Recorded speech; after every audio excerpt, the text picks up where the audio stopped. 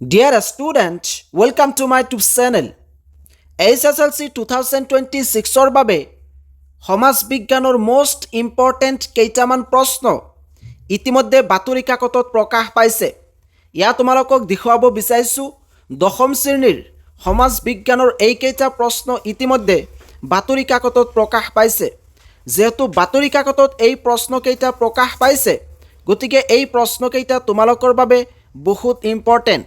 আৰু বাতৰি কাকতত যদি এনেকুৱা প্ৰশ্ন তোমালোকে দেখিবলৈ পোৱা, তেতিয়াহ'লে সলভ কৰিবলৈ চেষ্টা কৰিবা। কোনখন বাতৰি কাকতত প্ৰকাশ পাইছে সেয়া ক'ব নোৱাৰোঁ, কিন্তু ইতিমধ্যে এই প্ৰশ্নকেইটা সামাজিক মাধ্যমত প্ৰকাশ পাইছে। প্ৰথমটো প্ৰশ্ন হৈছে যুক্তৰাষ্ট্ৰ শব্দটোৰ ইংৰাজী প্ৰতিশব্দ ফেডাৰেশ্যন শব্দটো কোন ভাষাৰ পৰা আহিছে? ইয়াৰ উত্তৰটো হৈছে লেটিন ভাষাৰ পৰা আহিছে। এনেকুৱা ধৰণৰ প্ৰশ্ন কিন্তু MCQ টাইপৰ আহিব। ইয়াতে মাত্ৰ এনচাৰটো দিয়া আছে, কিন্তু পৰীক্ষাত 4টা অপশ্যন থাকিব আৰু সেই 4টা অপশ্যনৰ পৰা কেৱল মাত্ৰ শুদ্ধ অপশ্যনটো ছিলেক্ট কৰিব লাগিব। 2 নম্বৰ প্ৰশ্নটো হৈছে ফেডাৰেশ্যন শব্দটো লেটিন ভাষাৰ কোনটো শব্দৰ পৰা আহিছে? ইয়াৰ উত্তৰ হৈছে লেটিন ভাষাৰ ফয়ডাছ শব্দৰ পৰা আহিছে। 3 নম্বৰ প্ৰশ্ন ভাৰতবৰ্ষত যুক্তৰাষ্ট্ৰীয় পদ্ধতিৰ সূচনা পোনপ্ৰথমে কেতিয়া হৈছিল? ভাৰতবৰ্ষত যুক্তৰাষ্ট্ৰীয় পদ্ধতিৰ সূচনাটো 1935 চনত হৈছিল। 4 নম্বৰ প্ৰশ্ন যুক্তৰাষ্ট্ৰৰ গৃহভূমি বুলি কাক কোৱা হয়? ইয়াৰ উত্তৰ হৈছে আমেৰিকা যুক্তৰাষ্ট্ৰ। 5 নম্বৰ প্ৰশ্ন ভাৰতৰ সংবিধানে কোন দেশৰ আৰ্হিত যুক্তৰাষ্ট্ৰীয় ব্যৱস্থা প্ৰৱৰ্তন কৰিছে? ইয়াৰ উত্তৰ হৈছে কানাডা। একেবাৰে সহজ প্ৰশ্ন, আৰু এনেকুৱা ধৰণৰ প্ৰশ্নই কিন্তু মেট্ৰিক পৰীক্ষাত বাৰে বাৰে আহি থাকে। 6 নম্বৰ প্ৰশ্নটো হৈছে কানাডাৰ যুক্তৰাষ্ট্ৰীয় আৰ্হিক কি বুলি কোৱা হয়? ইয়াৰ উত্তৰ হৈছে ঢিলা যুক্তৰাষ্ট্ৰ। 7 নম্বৰ প্ৰশ্ন ভাৰতবৰ্ষৰ সংবিধানত যুক্তৰাষ্ট্ৰৰ পৰিৱৰ্তে ভাৰতক কি বুলি উল্লেখ আছে? ইয়াৰ উত্তৰ হৈছে ৰাজ্যসমূহৰ সংঘ, অৰ্থাৎ ইউনিয়ন অফ ষ্টেটছ। 8 নম্বৰ প্ৰশ্ন ভাৰতক এখন ৰাজ্যসমূহৰ সংঘ বুলি সংবিধানৰ কোনটো অনুচ্ছেদত উল্লেখ আছে? অৰ্থাৎ ইউনিয়ন অফ ষ্টেটছ এই শব্দটো, এই চেণ্টেন্সটো সংবিধানৰ কোনটো অনুচ্ছেদত উল্লেখ আছে? ইয়াৰ উত্তৰ হৈছে সংবিধানৰ 1 নং অনুচ্ছেদ। 9 নম্বৰ প্ৰশ্ন প্ৰকৃত যুক্তৰাষ্ট্ৰীয় দেশত কেনেধৰণৰ নাগৰিকত্ব থাকে? ইয়াৰ উত্তৰ হৈছে দ্বি নাগৰিকত্ব। 10 নম্বৰ প্ৰশ্ন ভাৰতবৰ্ষত কেনেধৰণৰ নাগৰিকত্ব আছে?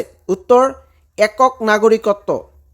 11 নম্বৰ প্ৰশ্ন প্ৰকৃত যুক্তৰাষ্ট্ৰীয় দেশত থকা অংগৰাজ্যসমূহৰ বিলগ্ন নাইবা আঁতৰি যোৱাৰ অধিকাৰ ভাৰতৰ অংগৰাজ্যসমূহৰ আছেনে? ইয়াৰ উত্তৰ হৈছে ভাৰতৰ অংগৰাজ্যসমূহৰ নাই।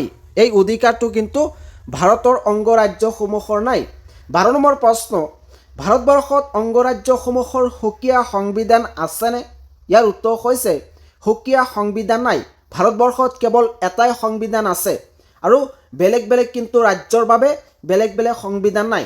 এতিয়া আহিছোঁ 13 নম্বৰ প্ৰশ্নলৈ। ভাৰতবৰ্ষত ৰাজ্যসমূহৰ ৰাজ্যপালক কোনে নিযুক্তি দিয়ে? ইয়াৰ উত্তৰ ৰাষ্ট্ৰপতিয়ে। 14 নম্বৰ প্ৰশ্ন ভাৰতবৰ্ষত কেন্দ্ৰ আৰু ৰাজ্য চৰকাৰৰ ভিতৰত কোন অধিকাৰ শক্তিশালী? ইয়াৰ উত্তৰ হৈছে কেন্দ্ৰীয় চৰকাৰ। 15 নম্বৰ প্ৰশ্ন ভাৰতৰ সংবিধানে কেইখন সূচীৰ জৰিয়তে ক্ষমতাৰ ভাগ বিতৰণ কৰিছে? ইয়াৰ উত্তৰ হৈছে 3খন সূচী। 16 নম্বৰ প্ৰশ্ন চৰকাৰীয়া আয়োগ কোন চনত গঠন কৰা হৈছিল? এনচাৰ 1983 চনত। চুমু প্ৰশ্ন উত্তৰ এই প্ৰশ্নবোৰ 2 মাৰ্ক নাইবা 3 মাৰ্কৰ কাৰণে আহিব পাৰে। 2 মাৰ্কৰ কাৰণে বেছিকৈ আহে। 1 নম্বৰ প্ৰশ্নটো হৈছে সংবিধান প্ৰণেতাসকলে ভাৰতৰ যুক্তৰাষ্ট্ৰীয় ব্যৱস্থাটোক কি বুলি অভিহিত কৰিছে? ইয়াৰ উত্তৰ হৈছে সংবিধান প্ৰণেতাসকলে ভাৰতৰ যুক্তৰাষ্ট্ৰীয় ব্যৱস্থাটোক অৰ্ধ যুক্তৰাষ্ট্ৰ, ব্যতিক্ৰমধৰ্মী যুক্তৰাষ্ট্ৰ, কেন্দ্ৰীভূত যুক্তৰাষ্ট্ৰ, গঠনত যুক্তৰাষ্ট্ৰ কিন্তু আদৰ্শত এককেন্দ্ৰিক বুলি অভিহিত কৰিছে। 2 নম্বৰ প্ৰশ্ন দ্বৈত নাগৰিকত্ব বুলিলে কি বুজা? ভাৰতবৰ্ষত দ্বৈত নাগৰিকত্বৰ ব্যৱস্থা আছেনে? ভাৰতবৰ্ষত কিন্তু দ্বৈত নাগৰিকত্বৰ ব্যৱস্থা নাই। ইয়াতে উত্তৰত লিখিছে দ্বৈত নাগৰিকত্ব হৈছে এনে এক ব্যৱস্থা যাৰ জৰিয়তে এখন দেশৰ এজন নাগৰিকৰ দুই ধৰণৰ নাগৰিকত্ব থাকে। দ্বৈত নাগৰিকত্ব থকা এখন দেশত সেই দেশৰ নাগৰিক সমগ্ৰ দেশখনৰ নাগৰিক হোৱাৰ উপৰিও তেওঁ বাস কৰা ৰাজ্যখনৰো নাগৰিক। উদাহৰণস্বৰূপে আমেৰিকা যুক্তৰাষ্ট্ৰৰ এজন নাগৰিক সমগ্ৰ আমেৰিকা যুক্তৰাষ্ট্ৰৰ নাগৰিক হোৱাৰ উপৰিও তেওঁ বাস কৰা ৰাজ্যখনৰো নাগৰিক। অৰ্থাৎ আমেৰিকাৰ ফ্লৰিডা ৰাজ্যৰ এজন নাগৰিক আমেৰিকাৰ নাগৰিক হোৱাৰ উপৰিও তেওঁ বাস কৰা ফ্লৰিডা ৰাজ্যৰো নাগৰিক।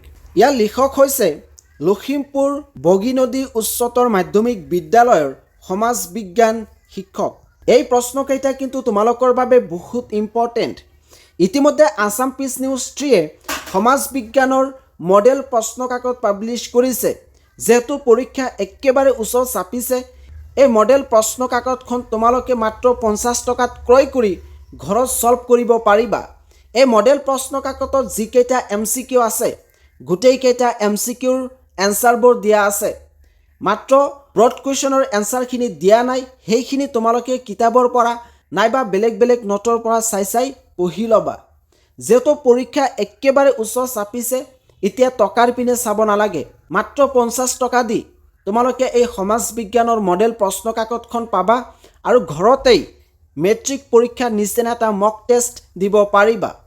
ইয়াৰ উপৰিও ইতিমধ্যে আছাম পিচ নিউজ 3-এ একমাত্ৰ তোমালোকৰ কাৰণে অসমীয়া, বিজ্ঞান, সমাজ বিজ্ঞান, গণিত এইকেইখন ছাবজেক্টৰ মডেল প্ৰশ্নকাকত পাব্লিছ কৰিছে। তোমালোকে যদি ল'ব বিচৰা তেতিয়াহ'লে স্ক্ৰীণত হোৱাটছআপ নম্বৰ দিয়া আছে। এই হোৱাটছআপ নম্বৰত যোগাযোগ কৰি ক্ৰয় কৰিব পাৰিবা। প্ৰতিখন প্ৰশ্নকাকতৰ দাম মাত্ৰ 50 টকা।